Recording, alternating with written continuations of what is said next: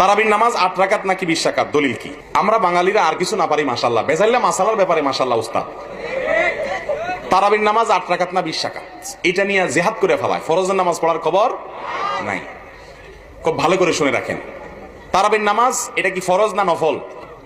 নফল এবং সুন্নাত। ফরজ ওয়াজিব তো না, ফরজ ওয়াজিব না, সুন্নাত এবং নফল যদি হয় সেখানে কম বেশ করলে কোনো অসুবিধা নাই।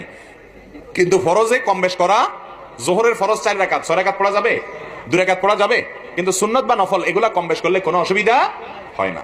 বিধায় যদি কেউ 8 রাকাত তারাবি পড়ে, 20 রাকাত পড়ে, কোনোটাই সমস্যা নাই। 20 রাকাত তারাবি ওমরে ফারুক রাদিয়াল্লাহু তাআলা আনহু থেকে বিশুদ্ধভাবে প্রমাণিত হয়েছে। কথা বুঝে আসছে? এটাকে সুন্নাহ বিরোধী বলা মূর্খতা ছাড়া আর কিছু না। এবং খোদ সৌদি আরবের বড় বড় স্কলারগণ পর্যন্ত 20 রাকাত এবং 8 রাকাত উভয়টাকেই সুন্নাহ বলেছেন।